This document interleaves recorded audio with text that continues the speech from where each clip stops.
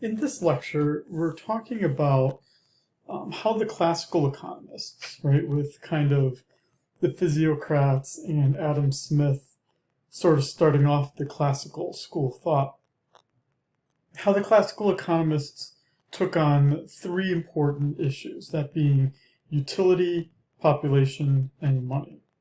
And unlike some of the other chapters where they focus on just a few specific economists, it really took two economists, um, both Thomas Malthus and Jeremy Bentham, which kind of typify this discussion of utility, population, and money.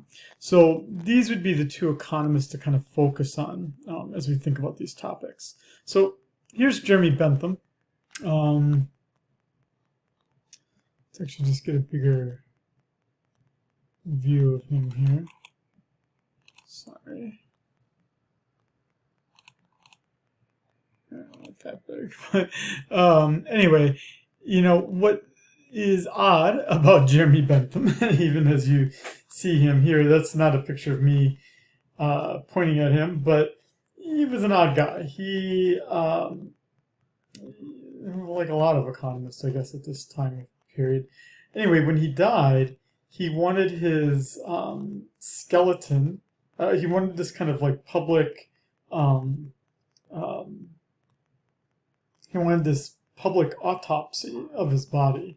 Then he wanted his skeleton dressed in his clothes, a wax model made of his head, and I guess for like 40 or 50 years or so or something like that, it was in his house.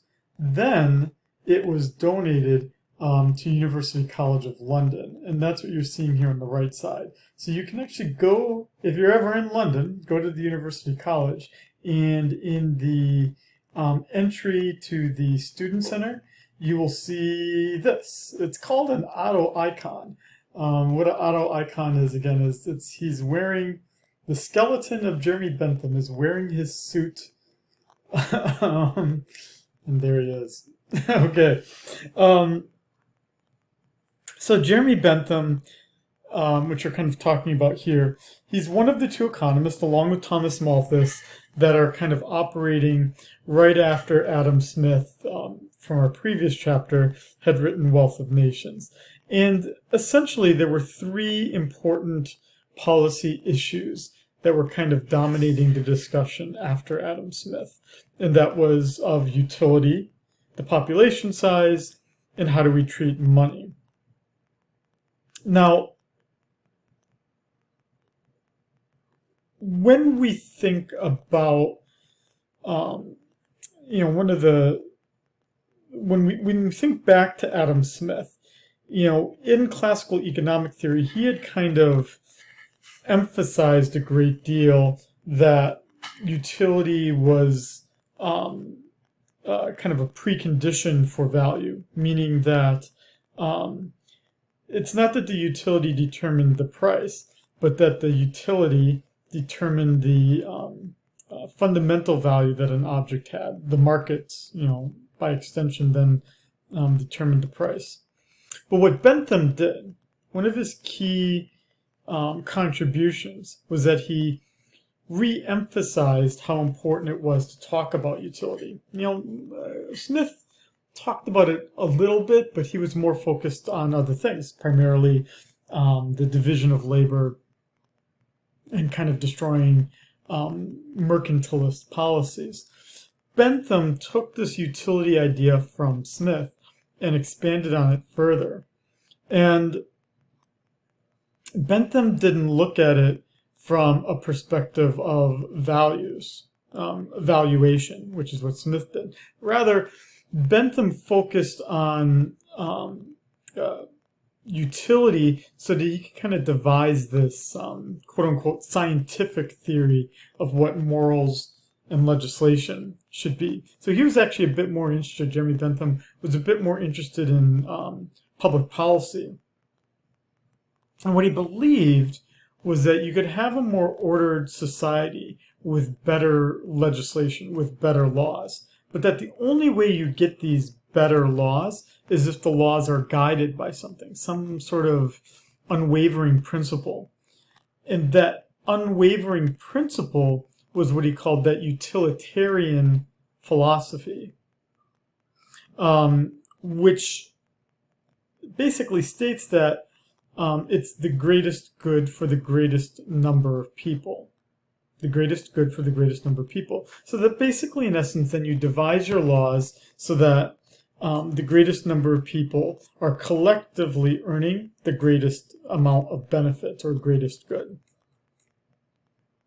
And what that greatest good for greatest number of people becomes is it basically means that we're, for Bentham, it means summing up all the interests of the individuals. Now, where we see that, you might see that in some principles textbooks. You don't really see it all the time, but you do see this notion of, from time to time where we think about how you take, we see an extension of it when you see how we add up individual demand curves and then collectively determine a market demand curve. So how do you do this? How do you sum up individual interests? Well, what you do if you're Bentham is that Bentham focused on these extremes of utility. And that would be that if you have pleasure on one side, then you've got pain on the other. Where you could understand pleasure as being some positive utility, pain being some negative utility. And what he said was that you could actually measure these things, that you could measure the amount of pleasure, and you could measure the negative number that's associated with pain. And then what you could do is you could devise legislation, laws, that could be justified based on this increase in pleasure or this reduction in the amount of pain. And what it also does, which Smith was unable to do, was it gives you a justification for government intervention that's a bit more organized or ordered. Remember back to Adam Smith, chapter 5. Adam Smith basically said laissez-faire, right? Keep the government out of things for the most part, kind of especially with the market, and that really all you want the the only way you want the government to get involved is if you have these negative externalities or in providing public goods. Those are some pretty extreme cases, though, for government intervention. Bentham allows us to expand on that and says, essentially, that you can justify government intervention any time that the number of people whose happiness is basically enhanced or increased by government action exceeds the unhappiness of others when the government intervenes. Right? So the idea here would be, I could, for instance, take over someone's piece of property for a park because, right, that guy who loses his land, that his home is on, yes, he gets some displeasure, right? He gets some pain, some negative utility. But the community as a whole will collectively have more utility because now we'll have this new park, right? And in some sense, we do that. We use that kind of thing today, right? We call it eminent domain. And we see it where, land is, I don't want to say taken because that makes it sound pretty bad. I mean, there's compensation, but the justification for that process comes from this Bentham utilitarian philosophy. One person loses out, but a greater number of people gain. And that allows for the government to intervene. So what he needs to do, and again, we'll talk about these slides, but there's only 9 slides, so I feel like I can talk a little bit more here before I start talking about the individual slides. What that means for us then is that Bentham to find ways to increase economic welfare, meaning overall happiness, we need to find ways that you measure pleasure and pain, meaning we need to come up with some way to mathematize all that's going on here. If you're kind of a Wikipedia or Googling kind of person as you're studying this kind of stuff, or if you're reading the textbook, like myself, or just reading the general literature, this is called felicific calculus. And what felicific calculus involves for Bentham is trying to mathematize or make scientific these measures of pleasure and pain. And what he does is he creates seven different categories or dimensions of pleasure and pain. Now, when he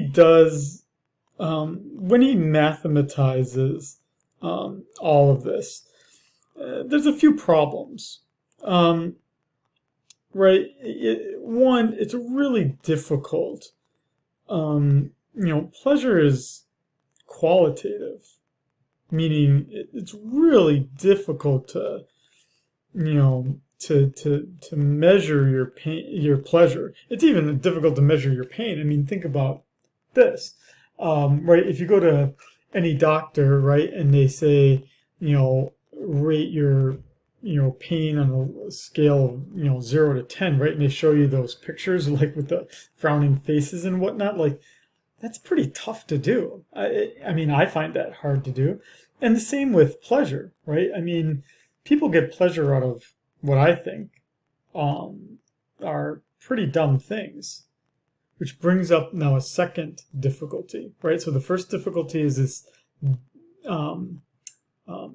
challenge of how do you mathematize, something like pleasure or pain. But now it's also difficult to make what we would call interpersonal utility comparisons. What did I just say, right? I said that other people take great pleasure in something that I think is pretty stupid. Well, that's the nature of human reality. The nature of human reality is that we are all different enough that some of us really like certain things and some of us really don't like certain things. And those things are not the same across all people. Some people like to drive their car really fast. I don't know, if anything, it gives me pain because I just think of all the consequences if something goes wrong. Well, there you go, right? For someone else, it's pleasure. For me, it's pain. It's just the way it is. And then also, we sometimes can do things for reasons other than the creation of pleasure and pain, right? I could do things out of obligation. I could do things out of habit. Now, and some might go by extension a little bit further and say, well, you do it out of obligation, but you being an obedient person is the thing that gives you pleasure. Yeah, you might be able to say that, but I don't know. I'm 47 years old. I've seen a lot of things in this world.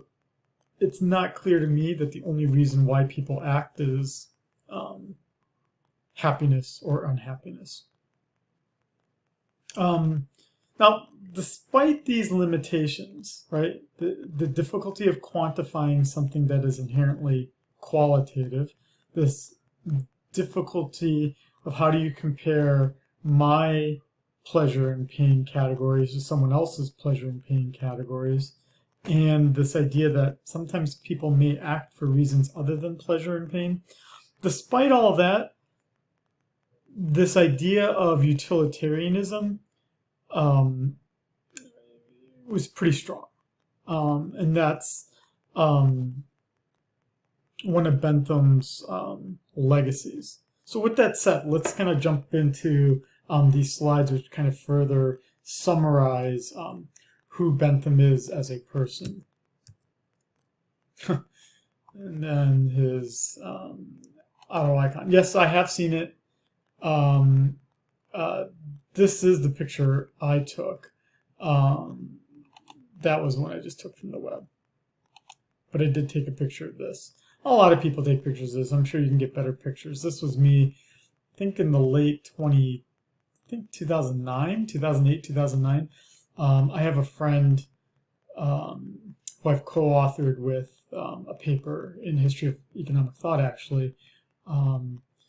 He's at University College of London, and when I was visiting him, of course, he took me to see this, and I obediently took a picture with my digital camera, because at that point, phones didn't even have cameras, so go figure. Okay.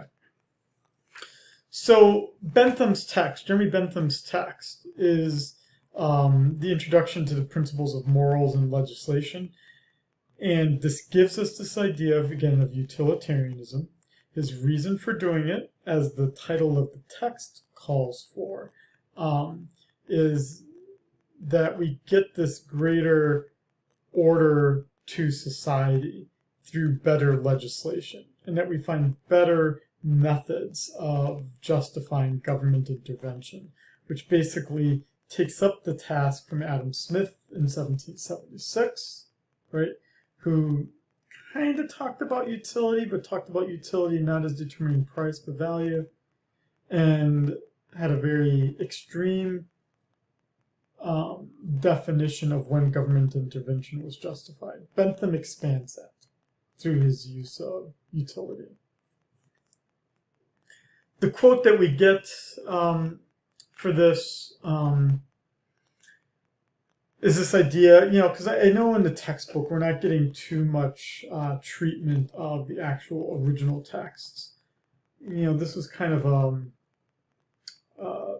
judgment call on my part of what was going to be acceptable and what people would actually read. And I just felt that it was more likely that people would read a textbook that interpreted the original writings rather than you reading the original writings. Judgment call on my part. But one of the quotes, which is obviously pretty important here, is that when we get this notion of pain and pleasure, is that nature has placed mankind under the governance of two sovereign masters, pain and pleasure. Right? So again, that's the thing where, again, we could dispute that nature and or mankind isn't, I would argue, isn't always governed by those two things. That people do things for reasons other than that. But if we assume that pain and pleasure do guide everything, then again, you can use utilitarianism to start to build some theories.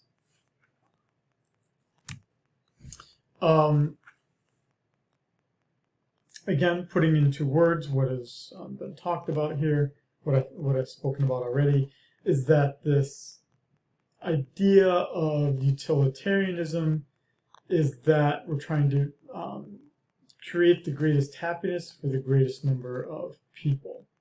So again, what you would do is you measure the utility or disutility, negative utility, disutility from certain activities as caused by pleasure and pain, and that you then look at certain activities as a whole to determine what's going to happen for all of society. And what we're seeing here is that, when we think of this legislation, this reason for government intervention, that the government, in essence, has a goal of developing laws and enforcing laws such that the total utility in society is maximized. As long as what the government does maximizes total utility, then at least from Bentham's perspective, it's justified. And so then the only thing, what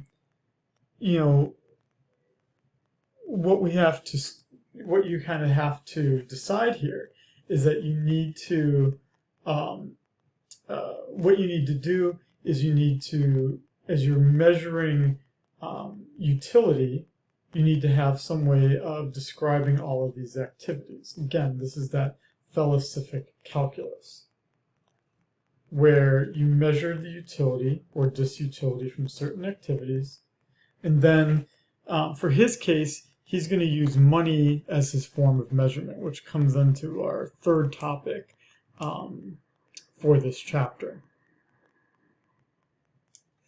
It's a bit more egalitarian. I mean, that's kind of one of the features we start to see now, right? Unlike Adam Smith, who didn't really, the physiocrats, they loved, farmers. They were a bit more for the farmer, the agricultural class, and also it was defending the king and monarchy of France. Smith kind of took on a philosophy of not really favoring the rich nor favoring the poor. He just kind of described society. Bentham brings this a little bit back to the poor, in the sense that you would actually have a reason now, again, for government intervention, for a policy, if it favored the poor at the expense of the rich, if total utility was going to increase.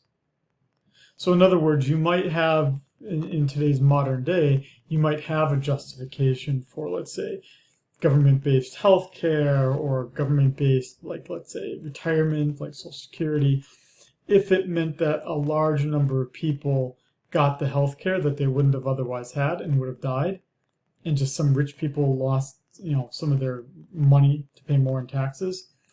At least under Bentham, something like that might be justified. And again, we might use money here as our form of measurement of some of this utility. So for Bentham, what we do is we measure that utility by the exchange value of commodities. And what it does is it allows Bentham to start to challenge Smith's distinction between this use value and exchange value. We saw that in the diamond water paradox. That was how he described this difference between what the price of something might be versus its use value. All that Bentham says is that utility is just determined by these exchange values. So again, something a little bit closer to money. That was a pretty key finding, at least, or key summary of Bentham that we get from Vagi and Groenewegen. What does that mean for us? What that means for us is that, and we'll talk a little bit more about Ricardo here in the next chapter, but what we start to get from this exchange value principle of Bentham is this idea that as you get more and more of that pleasure or less and less of that pain, the additional amounts of that pleasure get even less and less. Now we experience that even in our in the real world, right? Like, obviously, and you learn this principle in the introductory economics course, where you get more and more of something and you get less and less additional happiness. That concept is at least allowed, permitted by Bentham. And what this does, which again gives us a little bit of a social justice bend to this, is that because there is this diminishing marginal utility, then at least you might have some argument, not total, but some argument, for why you might want to redistribute income between the rich and the poor. Now, Bentham takes a little bit of a hard line against this. He's not that revolutionary. Because what he does say, and you do hear this argument, you hear this argument today. I mean, what the tax system does do, the purpose of the tax system, at least at the federal level, is to redistribute income from the rich to the poor. Now, the problem that creates, obviously, is that it does reduce the incentive to work. So you need to basically put some controls or limits on the tax brackets. It's getting a little technical here, but hear me out.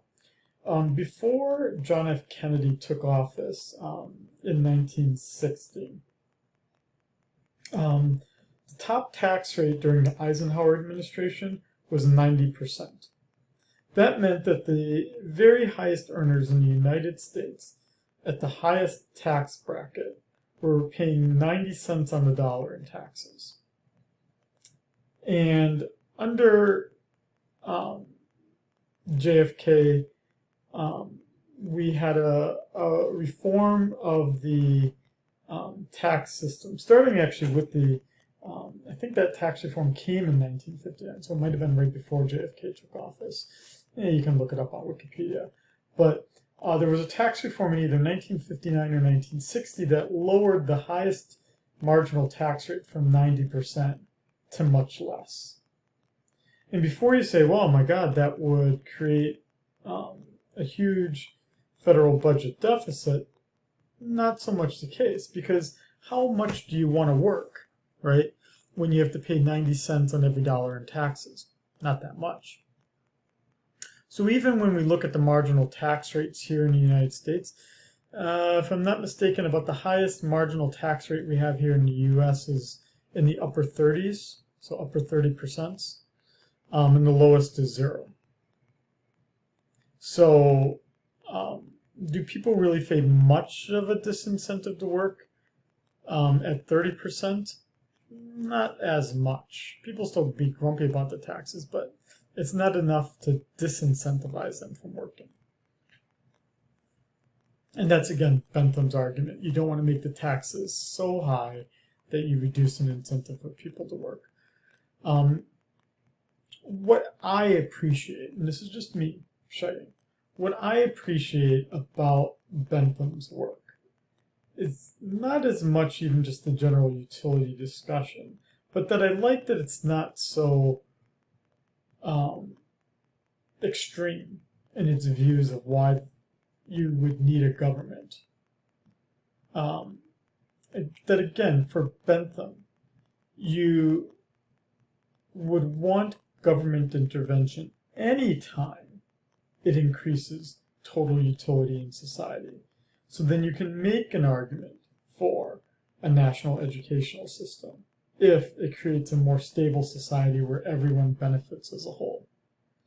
It gets you support for public work programs, for instance, if it provides jobs, during a recession, and that gets us into a recovery faster. As long as you can justify it with the greater good being able to benefit, then you're good for government intervention. But as again I said, what we see with utilitarianism is that it's not perfect.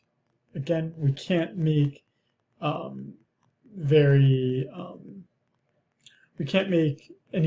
it's difficult to make comparisons between people, right? We got these kind of quotes of one man's happiness is another man's poison. Again, that's the quote you can kind of apply to speeding.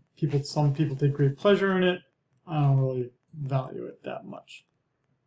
And then again, how do you actually measure qualitative pleasures, right? How do you know that something is beautiful? How do you quantify it? How do you quantify someone's love? How do you quantify, just what happiness is? I kind of use an extreme example here in this pushpin example here, right? But this idea that, right, some people, right, really love reading. For me, I love reading.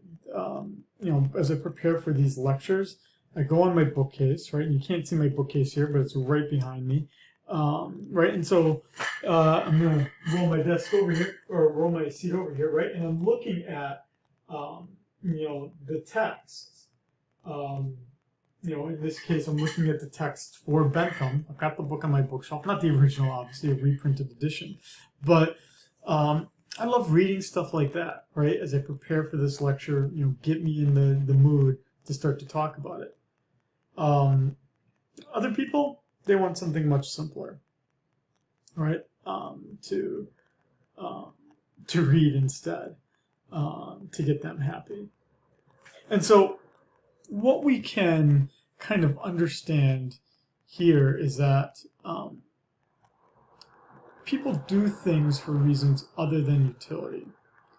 To be more precise, right, than just saying like doing something out of morals or obligation. People are trained as behaviorists, psychologists and whatnot, who see these things like conditioned reflexes, conflicts, seated conflicts in personality as other reasons of why people do things. And then you get this other idea too that, sometimes maybe people should have rights to things.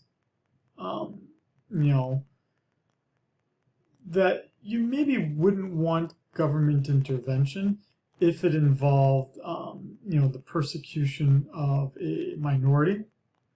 By that I mean, we certainly saw it in Germany during World War II. You saw it in Japan and in the way they treated the Chinese when they invaded Manchuria. We saw it in the United States in our treatment of First Nations people, right? Native Americans. Do certain people have rights to things that can't be neglected just because of this utility? You might not want to do that. And then you get these other ideas too of like, should I have a right to smoke, right, and die early? Or am I going to be stopped from, making poor decisions? And then you have this idea of the, another kind of example too of this, Ford Pinto. The Ford Pinto, Ford used to make a kind of car that was inherently dangerous. People might still buy it, but they would be buying something that was intentionally dangerous. Should Ford have a right to produce things, or should we say, no, Ford, you have to meet some sort of minimum minimum safety standards when you're producing something like a car? At least under utilitarianism, you wouldn't have to, but maybe we should. Now, when we think then of the lasting legacy of Bentham, we see utility today. Certainly when you took principles of microeconomics, you understand, and certainly when you took intermediate microeconomics, you see that utility is the thing that's being maximized subject to your budget constraints. So we still see Bentham. Even though we don't really know what a util is, what a utility amount is. But the other thing that we see from Bentham is this thing that became quite popular, especially in the 1960s and 1970s. And basically, if you become an economist ever involved with the government, what government economists do is they focus their time on these cost-benefit analyses, where they total up the costs, they total up the benefits to society, and they try to make a determination based on that balancing of costs and benefits, right? Where do I put a landfill? Where do I put a nuclear reactor? All that involves the weighing of costs and benefits. But again, there is a limitation.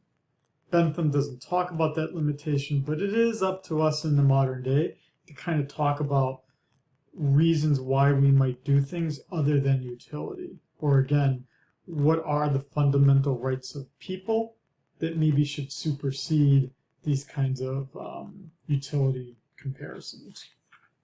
So that gets us, at least with Jeremy Bentham, through the first of the three components here of chapter 6. Again, chapter 6 deals with utility, population, and money, and Bentham gets us through this utility discussion. What we're going to see in the next lecture, when I talk about Malthus, is a greater discussion of population, and then that kind of takes us to start talking about money. Okay, so Bentham kind of finishes our discussion of the utility component here of chapter 6. I'm going to end this lecture here just because it's contained entirely within Bentham, and then I'll pick it up in part 2 of this discussion so that we can talk about Malthus and the population component of chapter 6.